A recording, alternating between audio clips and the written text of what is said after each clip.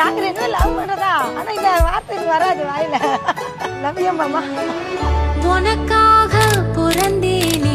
எங்க லவ் தான் சொல்ல 5 நிமிஷம் கோவம் வரும், 5 நிமிஷம் லவ் வரும். ஆனா இது வரைக்கும் நான் தனியா சண்டை போட்டு கோச்சு போனதே கிடையாது.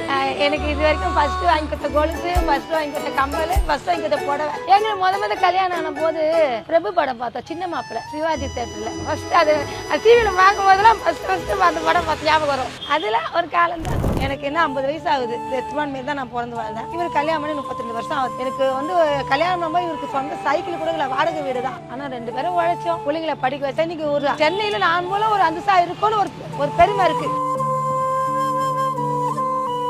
எனக்கு வீட்டுல யாருக்கும் பூ கட்ட தெரியாது. மாலைக்கு ஜனங்க அலையும் போதுதான் எனக்கு அந்த ஆர்வம் வந்தது. ஐயோ வியாபாரம் போதே கடை வைக்கிற வரைக்கும் பூ கட்ட தெரியாது. இவருக்கான கட்டுவார். கடை வச்சு ஒரு 25 வருஷம் இருக்கும். நான் வளர்ந்து வர பிள்ளைங்களுக்கு அது ஒண்ணுதான் நான் சொல்றேன். எனக்கு படிக்காதவதான். ஒரு பிரச்சனைனா ஃபர்ஸ்ட் அம்மா கிட்ட சொல்லுங்க, அப்பா கிட்ட சொல்லுங்க. ஃப்ரெண்டுங்க சொல்லுவாங்க, எந்த அளவுக்கு வருவாங்க.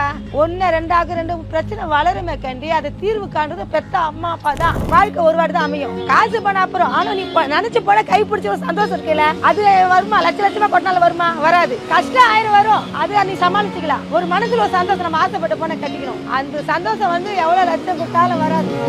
தீரா காதல் காண கண்டு